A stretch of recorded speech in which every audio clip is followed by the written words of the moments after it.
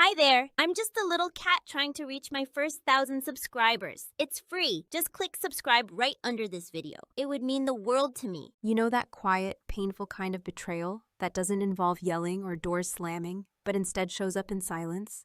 That's the kind I specialize in collecting. And on the biggest day of my life, when the camera lights warmed my face and the control room cued me with "We're live in 5," I checked my phone one last time, praying, almost begging for a message. A simple "We're watching," a good luck. Even a thumbs up would have done. But my lock screen stared back blankly, and that's when I realized no one from my family was coming. Not my mom, who used to tape my spelling bee ribbons to the fridge like they were Olympic gold. Not my dad, who once told me that girls on camera never make it unless they're either stunning or scandalous. And certainly not Lori, my younger sister, who hadn't congratulated me for anything since her own baby shower 3 years ago. I wasn't asking them to fly across the country or book a hotel suite or even show up in the studio. This wasn't the Oscars. It was just a 5-minute segment I'd earned after 15 years of hauling scripts, covering last-minute disasters, staying late so others could go home to their kids. It wasn't glamorous, but it was mine. Mine after all the assistant producer roles where I quietly corrected anchor mistakes on the teleprompter without credit, after making coffee for men who were half as competent but twice as loud, and after being passed over twice, once for a man who couldn't pronounce Chihuahua on air without notes, and once for Lori's college roommate who had a podcast following but no newsroom experience. I had fought for this moment in 1,000 ways, big and small, for a decade and a half. And it was finally happening. So when the segment producer asked if I was ready, I didn't nod. I took one more long look at my empty notification bar, swallowed the taste of metal in my throat, and said, "Let's do this." I kept it clean, professional. The editorial I'd written was polished, just controversial enough to turn heads, but safe enough to get past legal. I could feel the rhythm in my voice, the cadence that let me know I was landing each line just right, threading together facts and feelings into something sharp, smart, and anchored. The red light on the camera never blinked. Neither did I. And then, as the teleprompter neared the final sentence, I stopped reading. My mouth went dry, but only for a second. Instead of the scripted close about community storytelling and elevating new voices, I looked straight into the lens, into every living room that might be watching, and I said, "If you didn't support me then, don't bother now." I held the silence. Not dramatic silence. Not manufactured TV tension, but the kind that thickens the air and makes everyone in the control booth hold their breath because they're not sure if they just witnessed a meltdown or a masterpiece. Then the screen faded to black. No one said anything at first. The segment producer blinked. The sound tech raised an eyebrow. My boss, Rob, who hadn't said my name in 6 years without following it with a favor, gave a stiff nod and disappeared into his office. By the time I made it to the break room, my inbox had jumped from a handful of unread emails to over 100.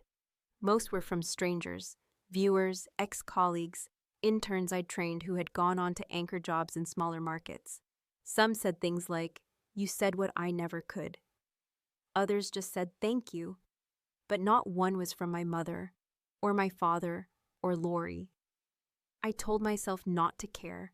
I told myself that what I had done was powerful, was for me, not for applause, not for the clapping section that never showed up, but a part of me, let's be honest, the part that still had 23 birthday cards saved in a shoebox under my bed, the part that had once skipped my own vacation to attend Lori's gender reveal party, was hoping, was waiting. And that part got smaller and harder and meaner as the hours passed. It wasn't until I sat on my couch that evening, still wearing the blazer I'd picked just for broadcast, soft navy, subtle texture, no patterns to pixelate on camera, that I saw the photo. Posted by Lori, a backyard party, balloons, barbecue, smiles all around. Caption, "Celebrating new beginnings. So proud of my next chapter as store manager. Love my tribe." My mother was there, holding a beer. My father, too, arms around my sister's kids. Everyone smiling, glasses raised, the timestamp, 30 minutes into my segment. No wonder no one texted. No one even remembered. Or worse, they did, and they just didn't think it mattered enough to skip hamburgers and lawn chairs. I didn't cry, that surprised me. I just sat very still. Then quietly, without even realizing what I was doing, I pulled up a video clip on my phone, one from Thanksgiving 2 years back. Lori, wine drunk, sitting on the arm of the couch, smirking into the camera and saying, "Jenna thinks she's going to be the next Oprah just because she books panel guests. You're behind the scenes, babe. Stay there." At the time, it was a joke. We laughed. I laughed. But now I trimmed the video, uploaded it, captioned it with a single sentence. Here's what support looks like in my family, and I watched it go live. That was the first domino. By midnight, my phone was vibrating off the nightstand, but I didn't pick up. Not yet. It began with a flicker, just one notification in a sea of silence. A single missed call at 2:43 in the morning from a number I knew by heart. Even though I hadn't dialed it in over a year, my mother's. No voicemail, no text to follow, just the cold mechanical imprint of a failed connection, as if that single ring had been enough to clear her conscience, to check some mental box labeled, "I reached out," without ever confronting the mess that had led us here. And then, as the sky outside turned from charcoal to a grim shade of morning blue, the calls started stacking like unanswered questions I didn't owe anyone the answer to. By the time I stumbled into the kitchen to make coffee, not because I wanted to be awake, but because sleep had left me hours ago, its exit marked by the hum of my phone vibrating like a trapped wasp on the nightstand, I had 21 missed calls, 3 blocked numbers, and 1 voicemail that began with a deep sigh and the rustling of a seatbelt before my father's voice crept in, low and defensive. "Jenna, this is your father. I don't know what's gotten into you. Your mother's upset. You've embarrassed Lori in front of everyone. I hope you're happy. I really do." He didn't hang up immediately. There was a pause, long enough to hear the clicking of a blinker and the faint drone of talk radio in the background, and then he muttered, almost under his breath, "You always have to make it about you, don't you?" before the line went dead. I didn't listen to the rest. I didn't need to. That one sentence, spoken like a reflex, not a calculated strike, told me everything I needed to know. They hadn't been horrified by what I said on air, because it was painful or revealing or false. They were horrified because it had been public, because I'd taken something they thought they had buried beneath a decade of tight-lipped smiles and polite avoidance and dragged it, raw and bloody, into the light where strangers could see. The next call came from Lori. I didn't answer. She didn't leave a message. Instead, she posted a story, because of course she did, with the caption, "Some people don't understand boundaries," laid over a filtered image of her holding a mimosa, eyes puffy from either sleep or crying. Though it didn't really matter which. Her comment section lit up in real time, half the replies sending heart emojis and affirmations. The other half confused and probing, asking if it had anything to do with that viral TV clip. She didn't answer any of them. She didn't have to. I watched it unfold with a kind of quiet fascination, the same way you might watch a building implode in slow motion, not with horror or regret, but with a dull curiosity for how long it will take before the last piece collapses. Later that day, after I'd showered and tried to pretend I still had a normal routine, I walked into the studio expecting, dreading maybe, a reprimand, or at the very least a pointed conversation with Rob about professionalism and network reputation. But instead, I found him in the hallway by the vending machines, sipping something out of a chipped travel mug and scrolling through his phone with an expression I couldn't quite place until he looked up and said, "That clip? The last line. It's already at over 500,000 views. You pissed some people off, but the board thinks we need more of that." I blinked, unsure if I was being congratulated or warned. "More of what?" He shrugged. "Honesty, or whatever passes for it on camera." And with that, he walked away. The surreal part wasn't that they hadn't fired me.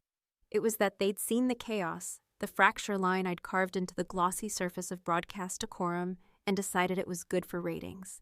I didn't know whether to feel vindicated or used. Maybe both.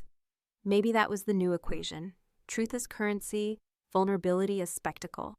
I hadn't responded to any of the family messages, hadn't even opened the group chat, where Lori used to send endless photos of her kids, and Pinterest recipes, and passive-aggressive questions like, "Anyone want to contribute to Mom's birthday gift?" But that afternoon, curiosity got the better of me, and I tapped it open, expecting passive silence or performative fury. Instead, I saw a message from my Aunt Beth, the black sheep, the one who hadn't been invited to Lori's wedding because she once called my dad a coward. Over Thanksgiving dinner. It was short, just 2 lines. "About time someone said it. Don't let them guilt you into silence again." It was the first time in years that someone from my own bloodline had acknowledged the truth without trying to sanitize it. I stared at the message for a long time, fingers hovering over the keyboard, unsure whether I wanted to respond, unsure whether opening that door again was bravery or just another way to get hurt. By that evening, the calls had slowed but hadn't stopped. The messages were turning from anger to confusion, from confusion to pleading.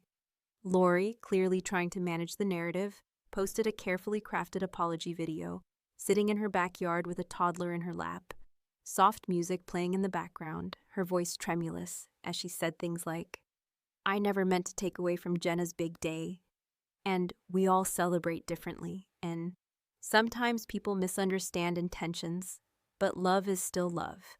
The comments were split right down the middle. Half hailed her for being mature and taking the high road. The other half weren't buying it. And then came the message that changed everything. It wasn't from my mother or my father. It wasn't from Lori or one of her many echo chamber friends.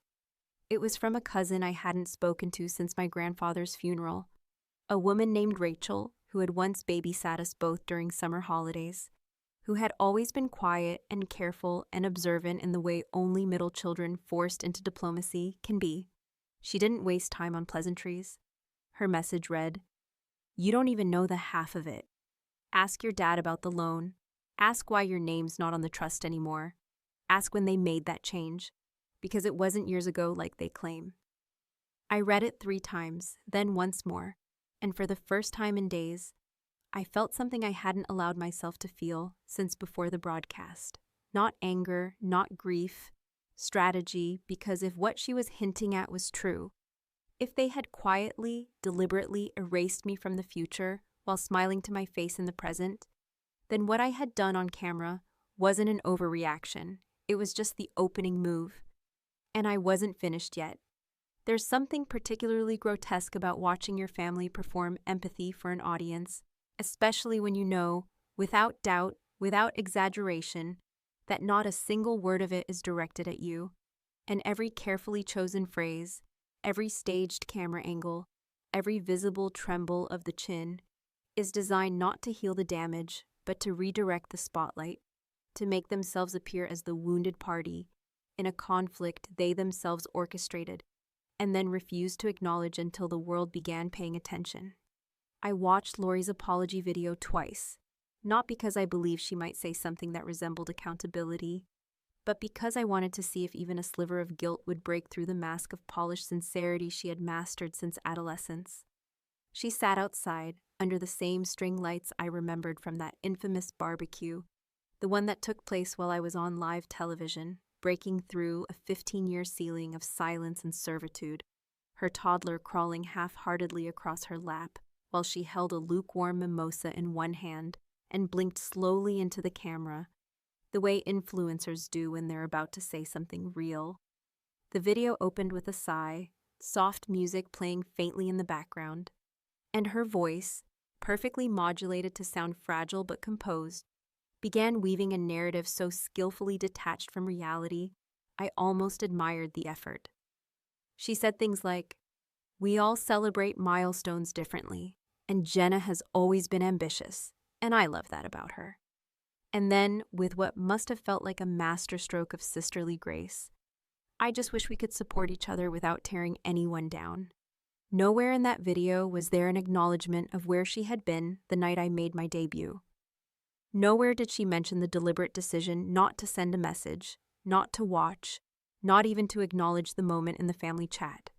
And of course, there was no mention of the clipped Thanksgiving video I had released. No effort to explain her own mocking words, no apology, no context. Just a deflection, wrapped in soft lighting and self-pity, designed to make her look like the reasonable one caught in the crossfire of a sister's breakdown.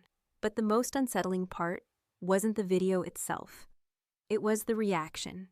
Because within minutes of it going live, I watched people begin to split into camps, as if this were some kind of televised divorce and everyone had to choose sides based on curated fragments of performance. Some commenters gushed with support. "You're so brave, Lori," and "It's clear you're trying to rise above the drama." Others were less kind, more pointed. "Your sister earned her moment. Why throw a party at the same time?" And "This isn't accountability, it's damage control." The war was being fought in hashtags and replies, but the battlefield was my life, and the collateral damage was truth. In the studio, things had shifted. No one said anything directly. People in TV rarely do. But I could feel the shift in posture, the sideways glances, the moments when a conversation paused slightly when I walked past. I wasn't just Jenna Carr, the producer who finally got her shot. I was Jenna Carr, the woman who'd gone rogue on air, whose sister was trending for all the wrong reasons, who had apparently turned a family grievance into a viral media moment. And while the senior editors loved the attention, the clip was still being shared, dissected, quoted. They also viewed me now as unpredictable, someone who might speak out again, who might not keep the machinery running smoothly. But for once, I didn't care, because while Lori was busy managing optics, I was doing what I'd always done best, working behind the scenes, quietly, methodically, preparing for something that wasn't for cameras or applause or validation. I was preparing for truth. Rachel's message had lit a fuse in me, a slow-burning realization that what I'd always suspected in the dark corners of my mind might actually be fact. That somewhere, at some point, decisions had been made about my place in this family. Not just emotionally, but legally, financially, structurally. I dug through old emails, old estate documents, even tax paperwork I hadn't thought about in years. And there it was, buried in legalese and notarized signatures, a change to the family trust dated just under 4 years ago, long after I had stabilized my career, long after I had moved out, long after I had proven that the breakdown I'd suffered in my late 20s hadn't defined me. The modification listed Lori and her children as primary beneficiaries. My name wasn't even mentioned. The justification, when I called the trust managing firm, under the pretense of verifying my own records, was simple and surgical. The client requested a redistribution of assets to better reflect ongoing family responsibilities and contributions. A sentence so cold and so calculated, I had to sit down when I heard it. Ongoing family responsibilities. In other words, Lori had kids, I didn't. Lori stayed close, I moved away. Lori hosted holidays, I had deadlines. I wanted to scream, but I didn't. Instead, I crafted an email, short, professional, impossible to misinterpret, requesting the full documentation of all changes made to the trust over the past decade, including rationale and signatory approvals. I copied in the firm's managing partner. I CC'd my lawyer. And then, in a moment of clarity so sharp it almost hurt, I added a single sentence at the end. Additionally, please be advised that I am currently producing a feature-length exposé on the intersection of familial favoritism and estate planning practices. Working title, When Family Fails You Publicly. I hit send. The reply came within hours, courteous, cautious, and confirming that the requested documents would be delivered within 5 business days. That was when I knew the walls were beginning to shake. My family had always operated behind closed doors, confident that silence would shield them, that I would never make noise loud enough to matter. But now the cameras were rolling, and I wasn't playing nice anymore. That night, just as I finished sorting through another stack of paperwork, There was a knock at my door. Not loud, not aggressive, but steady. I wasn't expecting anyone. I hadn't ordered anything. I peeked through the peephole and saw her, my mother, standing with her coat half buttoned, hair pulled back the way she wore it when she was nervous, clutching her phone in one hand, like it might protect her from what she was about to walk into. I didn't open the door right away. I just stood there, watching her shift her weight from one foot to the other, glance at her screen, and then back at the hallway like she was trying to find the right version of herself to bring inside. When I finally opened the door, neither of us spoke for a long time. Then finally she whispered, "We need to talk before you ruin everything." I stepped aside, but I said nothing, not yet.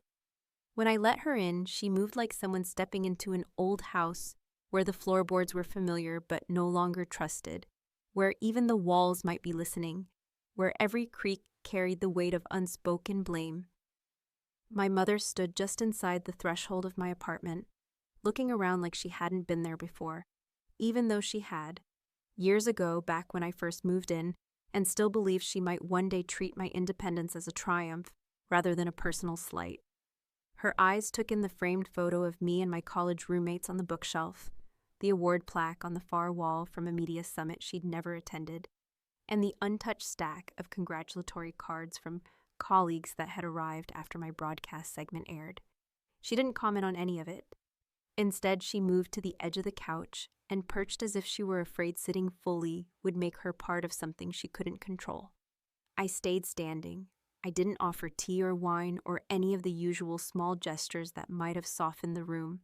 I had no interest in comfort. I was interested in confession or confrontation, but not comfort. "I didn't know," she began, eyes fixed on her phone screen instead of me, as if whatever she was about to say had been rehearsed in the car, typed into the notes app, and rewritten multiple times until it felt safe enough to say out loud. "Your father handles the finances. He told me there were updates, but I assumed everything was fair." The word hung there, fair, flimsy, and brittle, and I felt the instinctive swell of disbelief rise in my throat, not because it was unexpected, but because it was so achingly familiar. This performance of helplessness, this practiced ignorance that always seemed to cloak her in just enough plausible deniability to dodge responsibility while still clinging to her seat at the moral high table. I didn't speak. I let the silence expand, hoping it might pressure her into honesty, but she just folded her hands and continued, her voice softer now, calibrated for maximum sympathy. "Lori has the kids. You know that. She's close by. She's always asking us for help, and we try to do what we can. She needs us more." There it was, the thesis of my entire life in one sentence. She needs us more. It didn't matter that I had once called them in the middle of the night from an ER, unsure if I was having a panic attack or a stroke.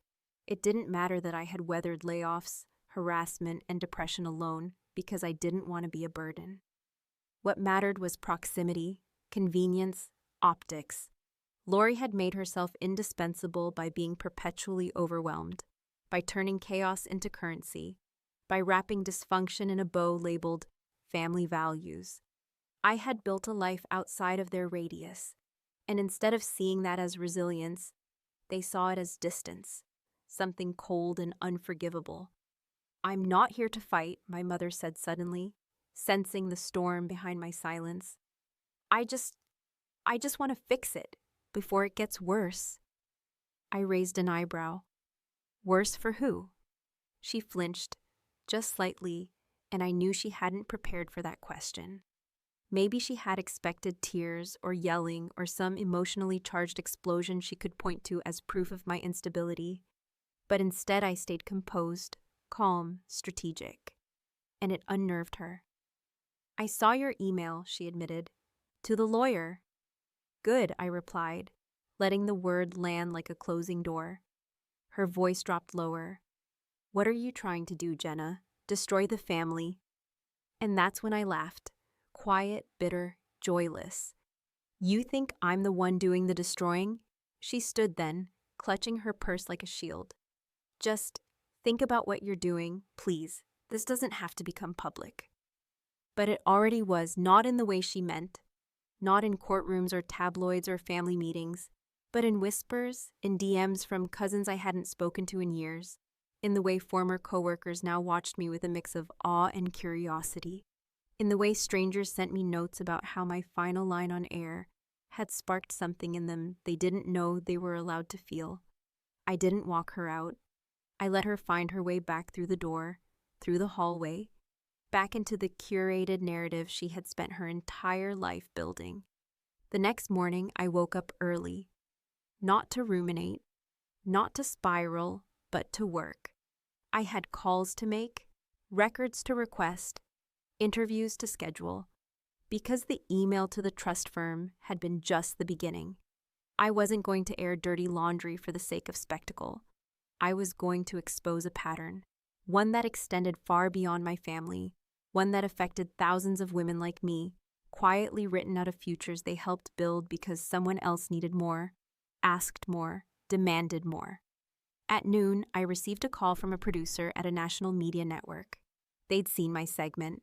They wanted to talk about a possible keynote at an upcoming symposium. The theme? Narrative authority, telling your story before someone else does. I said yes. Later that afternoon, I drafted the keynote. Not a speech, not a confessional, a scalpel. I started it with a single line. When someone tells you that you're making it about yourself, what they often mean is, stop shining where we can't control the light. That evening, my sister posted another video, this one more defensive. Her voice was sharper, less rehearsed. She mentioned me by name. She said she was tired of being painted as the villain and accused me of twisting family decisions for personal gain. The comment section was a battlefield, dozens defending her, dozens calling her out. But I didn't engage. Instead, I kept building because I knew what was coming. 5 days later, the documents arrived at over 100 pages of legal shifts, set reallocations, signatures I didn't recognize, clauses rewritten in language so sterile it made the betrayal feel like a spreadsheet error. But buried in the middle of it all, on page 62, was a single note from the lawyer to my father, dated 6 months after my panic attack. As discussed, removing Jenna from the trust may mitigate potential risk and future liability. Future liability, as if I were a lawsuit waiting to happen, as if surviving something and refusing to disappear made me a threat. I forwarded the file to my lawyer.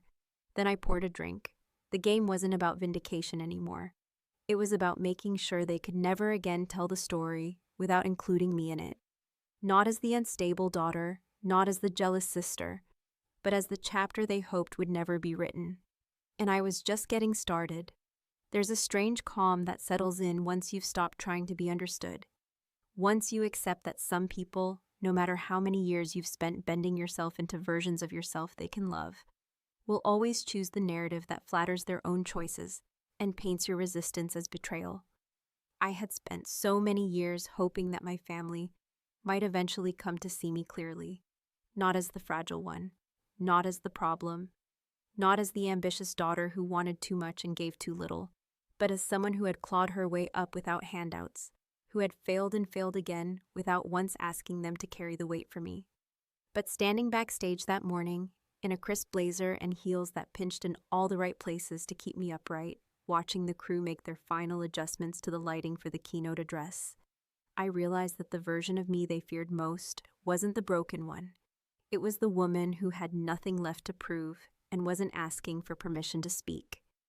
The invitation had come swiftly after the segment that broke the internet, or at least enough of it to earn me a seat on panels I'd once been assigned to coordinate silently from the tech booth. The title of the symposium, Narrative Authority, Telling Your Story Before Someone Else Does, felt like an echo of the war I'd been waging in private for over a decade. But now it had a microphone, a stage, and an audience hungry for something real. I'd rewritten the speech 6 times, unsure how sharp I could afford to be, how many names to drop, how many stories to expose. But in the end, I didn't need to name anyone at all. The details were specific enough that anyone paying attention would know, but vague enough to remain untouchable. After all, the most dangerous truths are the ones you don't have to spell out. They just hang there, heavy and undeniable, in the spaces between sentences. As I stepped up to the podium, the hum of applause still softening into silence, I took a slow breath, not the kind of performative inhale speakers use to gather attention, but the kind that lets you know you've entered a moment that will not allow you to go backward. I opened, not with an anecdote or a quote or some warm invitation into shared experience, but with a sentence I had carried in my gut for months, one that had crystallized into a blade during every voicemail, every PR video, every carefully orchestrated manipulation I had watched unfold under the guise of love. When someone tells you that you're making it about yourself, I said, locking eyes with the camera lens, what they often mean is, stop shining where we can't control the light. There was a pause, the kind that isn't empty but reverent, the kind that lets words linger long enough to settle into the bone. And then I told them the story, not of my sister's barbecue or my mother's visit or the trust fund betrayal, but of a girl who once believed that being low maintenance meant being lovable, who shrank herself to fit into other people's stories and was called gracious for doing so, until one day she stood in front of a live camera and chose to tell the truth.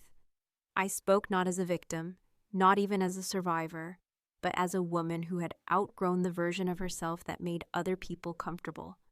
I spoke about emotional inheritance, about the subtle economies of affection that get passed down in families like heirlooms, who gets the benefit of the doubt, who gets labeled dramatic, who gets forgiven before they even ask for it, and who is made to apologize for simply existing with a spine. I ended the speech not with closure, because closure is a fiction we invent to make pain digestible, but with a challenge. Don't let the people who sat out your becoming think they have a seat at your arrival. The standing ovation was immediate, loud, almost overwhelming, but in the stillness of my body, in the quiet way I walked off stage and made my way back to the green room, I felt none of the validation I once would have chased like a dog after a bone. I felt something much rarer.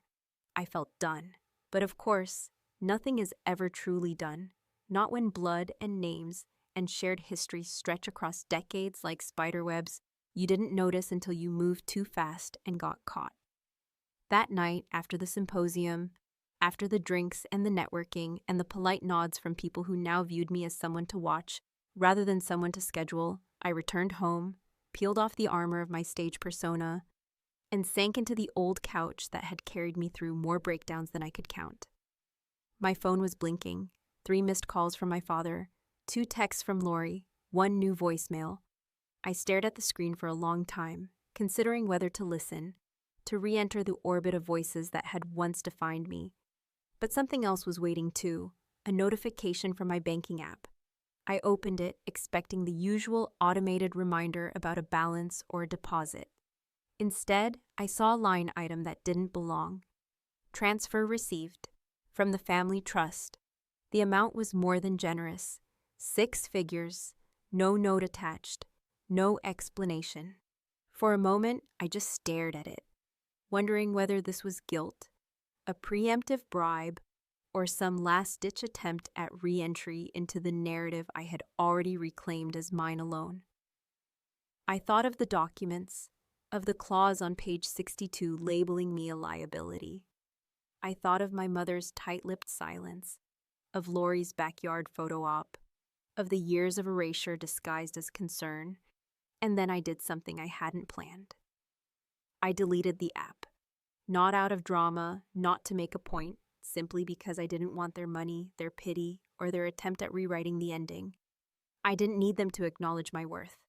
I had done that myself. And for the first time, that was enough.